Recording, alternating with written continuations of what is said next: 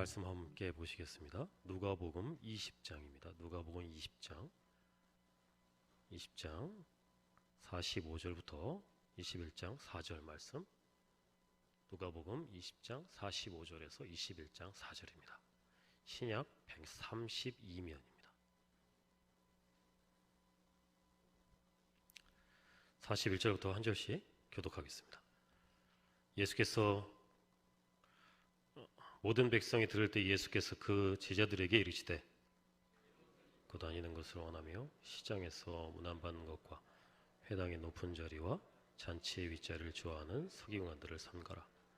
그들은 과부의 가산을 삼키며 외식으로 길게 기도하니 그들이 더 엄중한 심판을 받으리라 하시니라.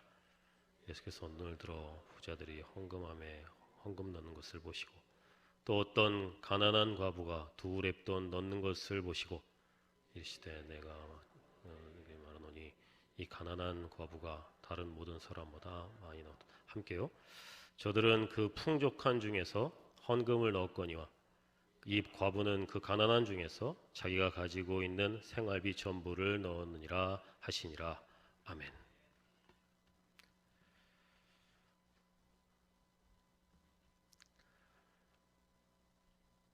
흰동가리와 말미잘, 악어와 악어새, 곤충과 진드기, 고래와 빨판상어. 이 생물들이 어떤 관계인지 궁금하시죠? 이 생물들은 공생관계에 있습니다. 사전에서 제가 좀 찾아봤는데요. 공생관계는 종류가 다른 생물이 같은 곳에 살며 서로 이익을 주고받는 관계적 특성이다. 이렇게 나와 있습니다. 그래서 쉽게 얘기하면 서로 같이 살면서 서로 주고받고 돕고 하는 관계를 공생관계라고 합니다. 그런데 공생에는 흰동가리와 말미잘 그리고 악어와 악어새처럼 서로 이득이 되는 공생관계가 있는가 하면 곤충과 진드기 또 고래와 빨판상어처럼 한쪽만 이득이 되는 그런 공생관계도 있습니다. 둘 다 좋아야 되는데 한쪽은 안 좋은 그런 공생관계도 있다는 얘기입니다.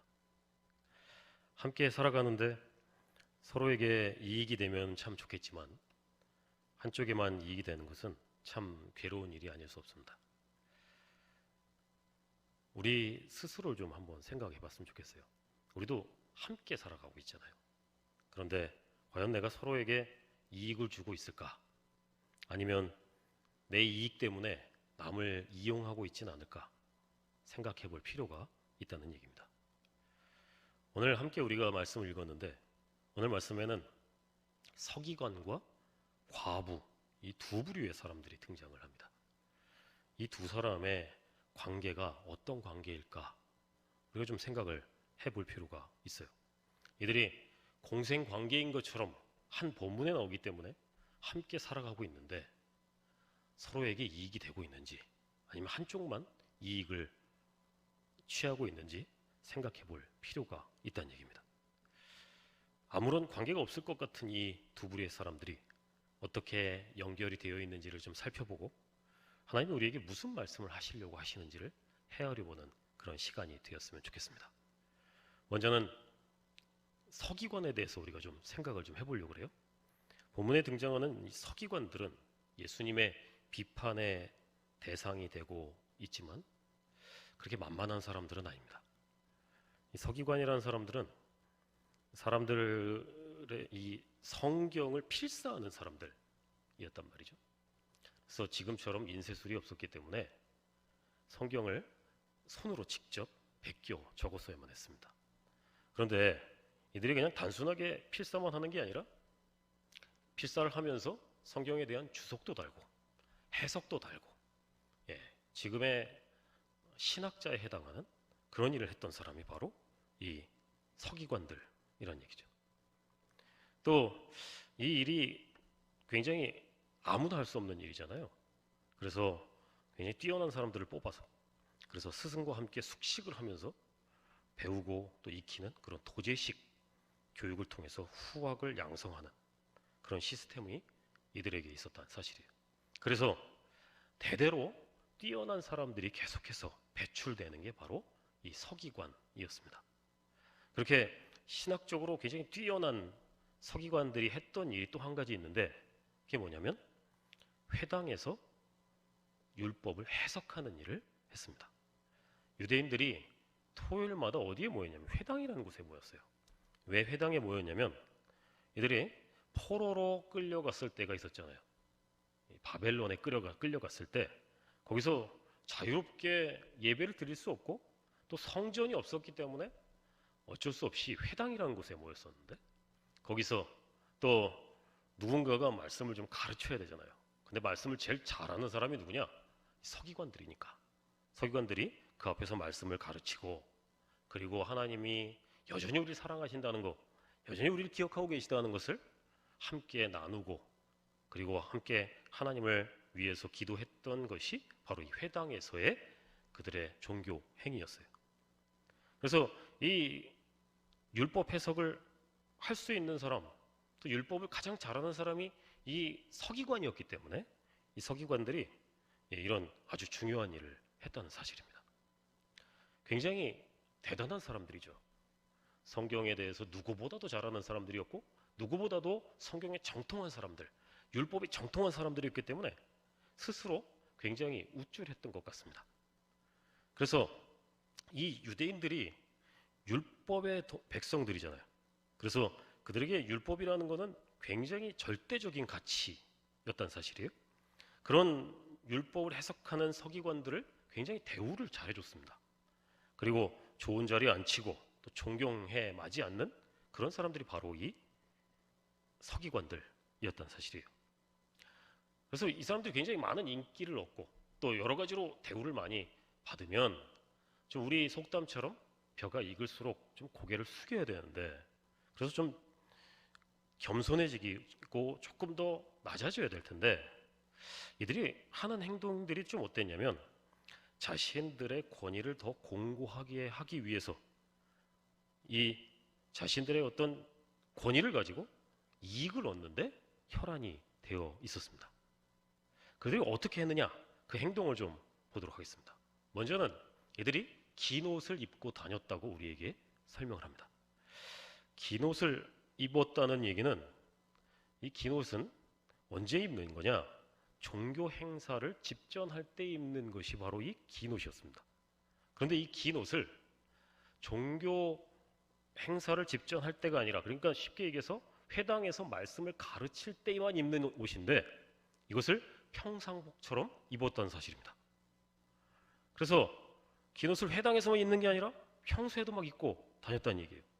그래서 우리식으로 얘기하면 예배 가운을 입고 시장도 가고 예배 가운을 입고 살아가는, 평상시에 살아가는 그런 모습이었다는 얘기예요. 이 사람들이 도대체 왜 그랬을까요? 불편하고 이상한 일인데 왜 그렇게 했느냐? 서기관들은 어디서나 자신들이 서기관이라는 사실을 드러내고 싶어 했습니다. 그래서 사람들의 눈에 자신들의 지위를 확실하게 좀 각인시켜주고 싶은 마음들이 있었다는 거예요. 그래서 그들이 이 긴 옷을 평상시에도 입었다는 얘기입니다. 이 서기관들의 두 번째 행동은 무엇이었느냐?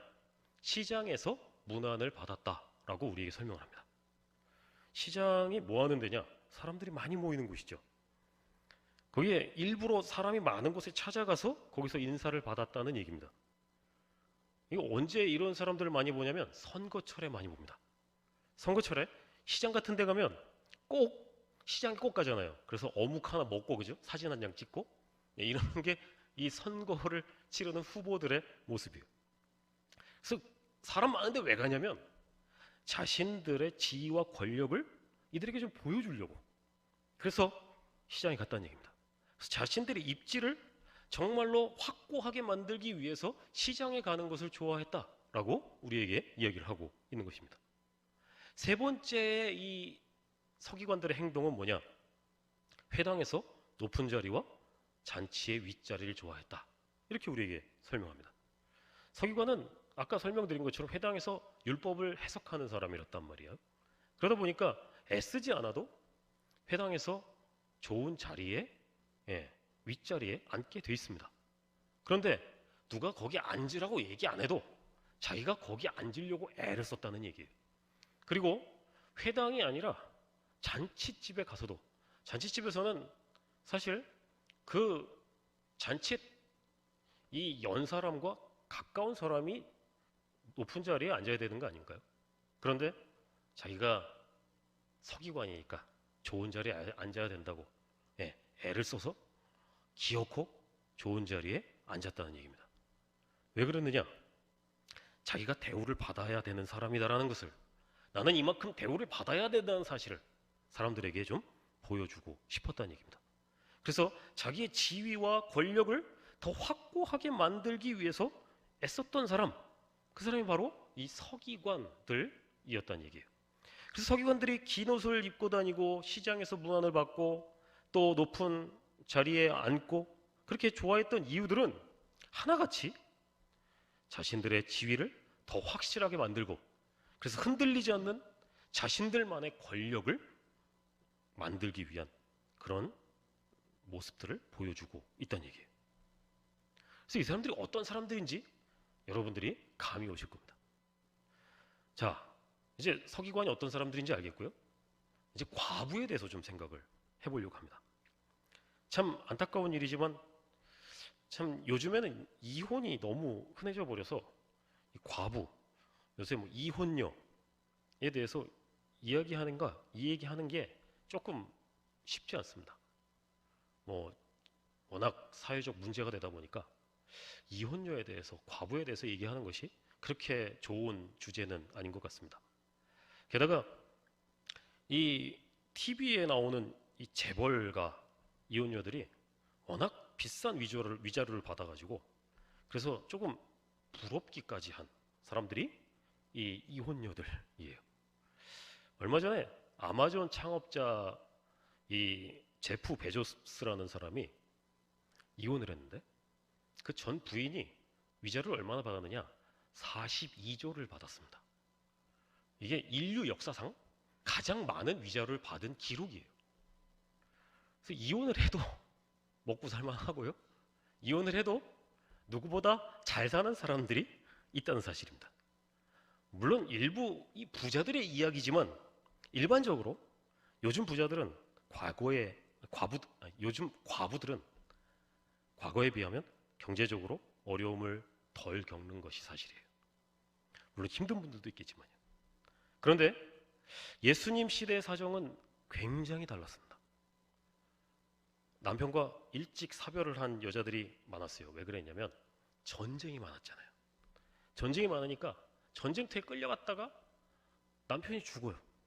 그래서 사별한 과부들이 굉장히 많았습니다. 그런데 사람들이 어떻게 생각했냐면 이 여자가 과부가 된 것은 하나님께서 이 여자를 벌하셨기 때문에 과부가 됐다라고 생각을 했던 거예요. 그래서 그런 안 좋은 인식이 있다 보니까 이 과부들이 사회적으로 차별도 받고 경제적으로도 굉장히 어려움을 당하는 그런 상황이 너무나 많았다는 사실이에요. 그래서 과부들은 매우 가난했고 매우 힘겨운 삶을 살았던 사람들로 우리에게 소개가 되고 있어요. 그래도 참 다행인 게 뭐냐면 율법이 성전에서 과부들을 돌보라고 명령을 하고 있기 때문에 그래요. 참 이렇게 율법이 이야기하지 않았다면 참 굶어 죽었을지도 모르는데 그나마 다행인 것은 율법에서 이 과부들을 돌보아야 한다라고 이야기를 했다는 거죠. 그래서 신명기 10장 29절을 보면 너희 중에 분깃이나 기업이 없는 레위인과 내 성중에 거류하는 객과 및 고아와 과부들이 와서 먹고 배부르게 하라. 그리하면 내 하나님 여호와께서 내 손으로 하는 범사에 내게 복을 주시리라. 아멘. 하나님께서 이렇게 말씀하셨다는 거예요. 그래서 과부들을 배불리 먹게 해줘라 라고 말씀하셨다는 거죠. 그런데 이 율법이 제대로 작동이 됐느냐 하는 게 문제예요. 우리가 잘 아는 것처럼 율법은 세월이 지나면 지날수록 형식적으로 변해갔다는 사실이죠. 그래서 조금 도와주는 척하고 잘 도와주지 않았어요. 그래서 대부분의 과부들은 제대로 된 돌봄을 받지 못하고 가난과 배고픔 속에서 살아갔다는 사실입니다. 이게 과부들의 삶이에요. 서기관의 삶을 기억하십니까? 그들과 과부 비교가 안 됩니다. 너무나 달라도 너무 다른 삶이 과부와 서기관의 삶이란 말이에요. 서기관은 가면 갈수록 지위와 권력이 높아지는데 과부들은 가면 갈수록 가난해지고 배고픔을 겪게 되었다는 사실이죠. 그래서 이 서기관과 과부는 너무나 큰 사회적인 거리를 두고 있는 그런 상황이에요. 그래서 비교의 대상이 될 것 같지도 않고 이 두 부류가 함께 살아간다는 것도 조금 이상한, 연결이 안 되는 그런 상황이라는 얘기죠. 그런데 이 두 사람들이 의외의 부분에서 연결이 되었습니다. 그 부분이 무엇이냐? 바로 헌금이었어요. 헌금. 오늘 말씀 여러분들이 읽으면서 다 아는 말씀이다라고 생각했을 거예요. 그만큼 유명한 말씀이죠. 과부가 두렙돈을 헌금으로 드린 이야기. 그래서 굉장히 잘 아는 말씀이에요. 그래서 부자들은 풍족한 중에 헌금을 넣었는데 이 과부는 생활비 전부를 넣었다. 그래서 과부의 헌신을 이야기하는 그런 말씀이고, 그래서 우리가 헌신해야 된다 이렇게 많이 들었던 말씀 중에 하나란 얘기죠. 물론 하나님께 될 수 있으면 더 많이 드려야 돼요. 하나님은 즐겨내는 자를 기뻐하신다고 말씀하셨으니까요. 그런데 그렇게 간단한 이야기가 아닙니다. 사진을 하나 좀 봐야 돼요. 이런 사진 아마 처음 보셨을 거예요. 이 사진이 뭐냐면 그 유명한 여인의 뜰에 있는 헌금함입니다. 저게 헌금함이에요. 지금 헌금함을 보면 금속으로 만든 나팔 같은 것이 하나 있습니다. 두 개 있죠, 그죠? 저게 헌금함입니다. 예사스럽지가 않습니다. 저런 헌금함에 헌금을 하면 무슨 일이 일어나느냐? 참고로 저 당시에는 지폐가 없었어요. 죄다 동전입니다. 그럼 어떻게 돼요? 소리가 납니다. 네, 소리가 나요. 많이 넣으면 많이 소리가 나고 조금 넣으면 조금 소리가 나는 그런 상황이에요. 그래서 누가 많이 넣었는지 누가 조금 넣었는지를 알게 돼요.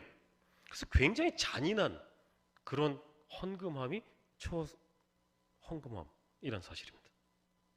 이 잔인한 헌금함이 특별히 이 과부와 같은 가난한 사람들에게는 더 잔인했어요. 왜냐? 돈이 별로 없으니까요. 돈 많은 사람들이야 떳떳하게 얼마든지 넣으면서 자기 자랑을 하겠죠, 그죠? 근데 돈이 없는 사람은 별로 넣을 게 없으니까 소리가 조금밖에 안 났을 테고 그 동전이 흘러 내려가는 소리가 얼마나 부끄러웠겠어요. 쨍그랑 쨍쨍쨍 이러면서 떨어지는 게. 그런데 이것보다 더 잔인한 게 있습니다.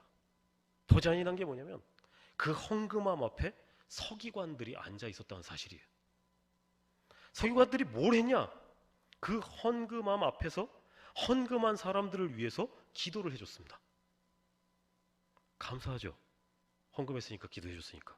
그런데 문제가요.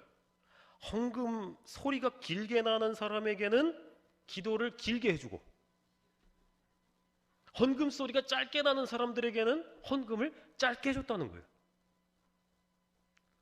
그러니까 이 과부 같은 사람은 너무나도 잔인한 일이 이 헌금함 앞에서 일어났다는 사실입니다. 앞에서 얘기한 대로 이 서기관들은 이 자기들이 구축한 권력을 너무 대단했기 때문에 그들의 기도는 굉장히 권위가 있었어요. 그래서 특별히 삶이 고되고 어려운 이 과부의 입장에서는 하나님의 도움이 필요하니까 이 서기관에게 꼭 기도를 받았어야만 했다는 말이에요. 그래서 이 과부는 전 재산인 두렙돈을 들여서라도 기도를 받겠다고 작정을 한 거예요.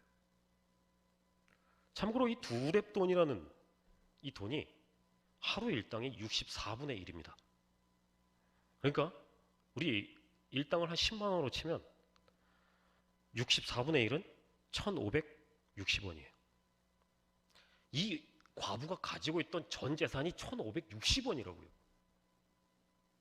그런데 이 1560원을 기도 한번 받겠다고 전 재산인데 드렸다니까요. 너무 슬프지 않습니까? 1560원이 전 재산이라는 것도 슬프고 그 전 재산이라도 드리고 기도를 받겠다는 이 여자의 마음도 슬퍼요.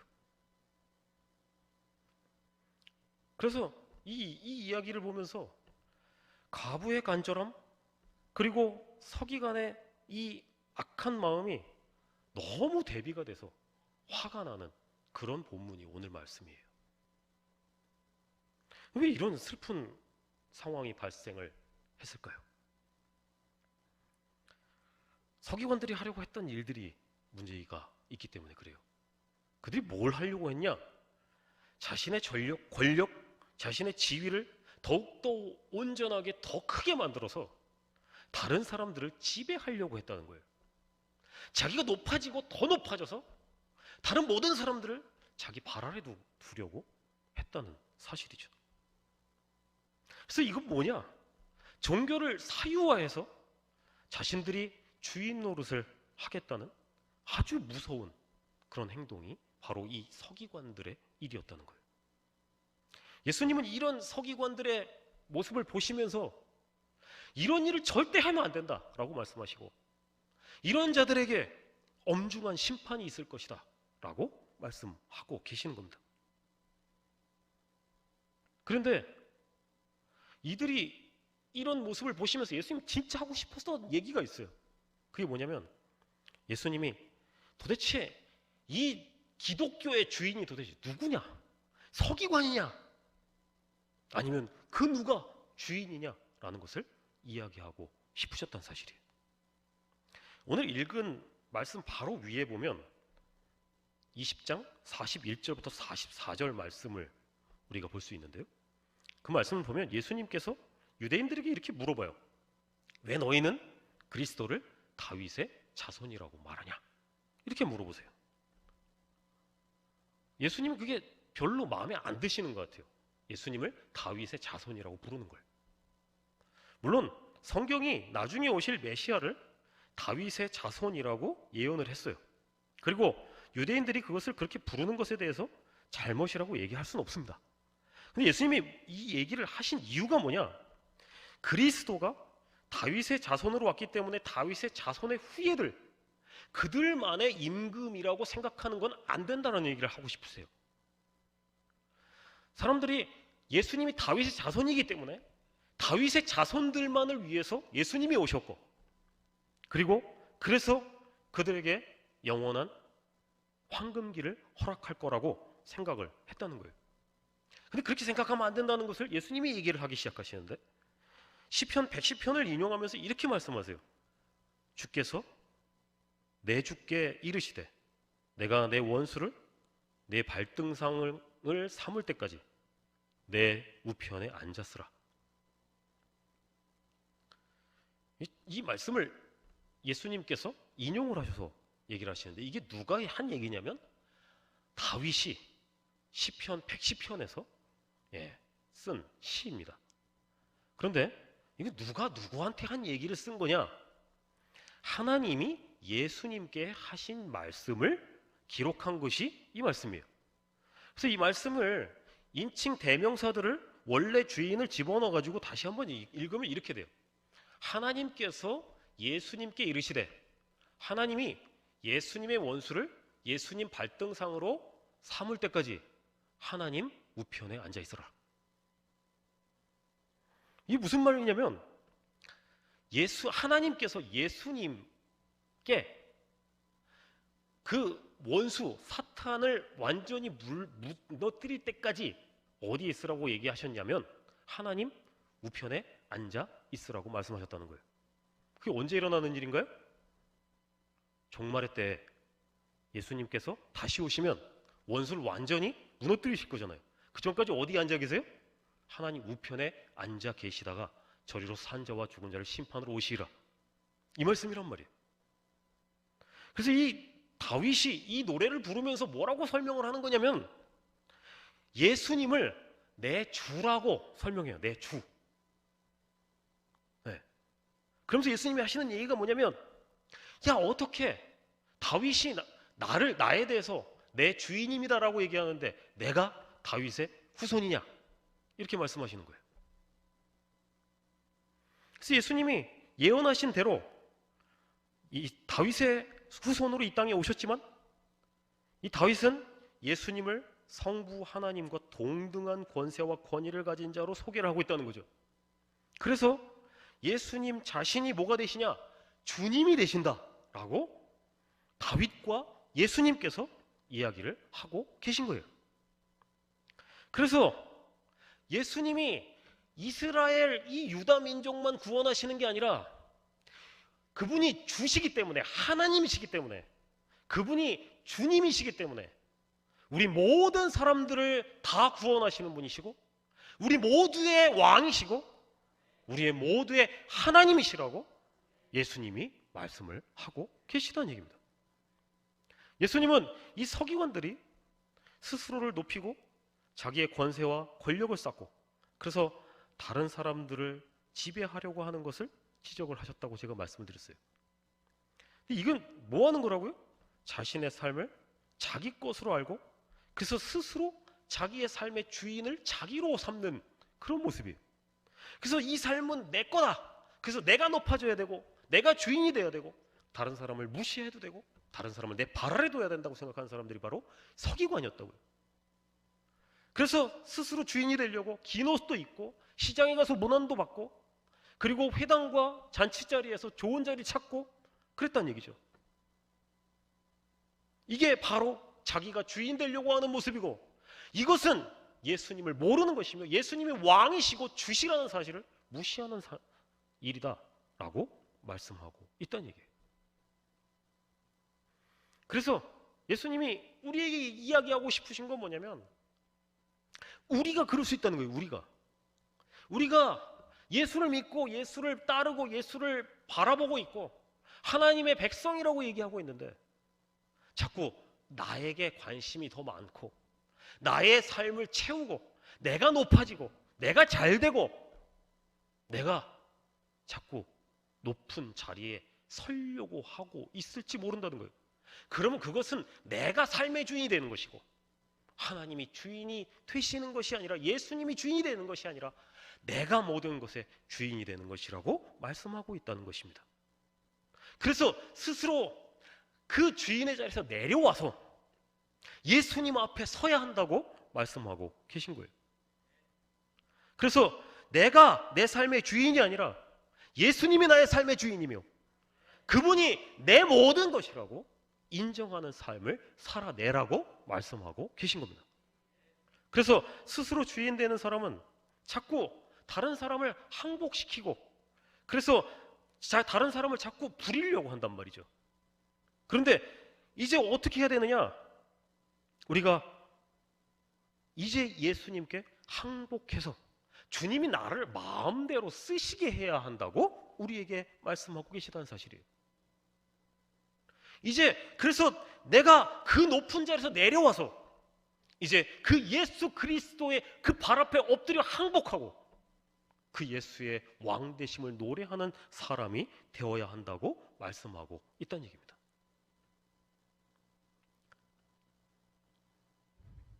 그래서 예수님께 항복한다는 건 예수님의 지배를 받는다는 얘기잖아요.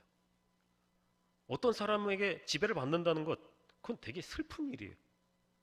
그래서 누군가가 나를 얽매이고 막 지배하려고 하면 너무 힘들죠. 그런데 예수님이 나를 지배하면 그 다스리심 안에서 참된 평안과 안식과 기쁨이 있다고 말씀하고 싶어 하시는 겁니다. 그래서 이제 우리가 해야 될 일은 뭐냐? 우리의 주인된 자리에서 내려와서 예수님의 다스림 안으로 들어가야 하는 줄로 믿습니다. 예수님 우리에게 이렇게 말씀하세요. 내가 예수님의 그 예수 안에 들어가면 내가 너희 안에 들어갈 것이고 너와 함께 먹고 마실 거야. 그래서 우리가 그분 안에 엎드려 그분 안에 들어가면 그분이 우리와 함께 먹고 마심으로 기쁘고 즐겁고 온전한 일들이 우리의 삶에 가득할 것이라고 말씀하고 계시다는 사실입니다. 그래서 여러분들 모두가 그 예수 앞에 무릎 꿇으시길 원하며 예수 앞에 항복하시길 바라며 그래서 그 예수의 참 평안과 은혜를 맛보시는 주의 자녀들 되시기를 주님의 이름으로 소망합니다.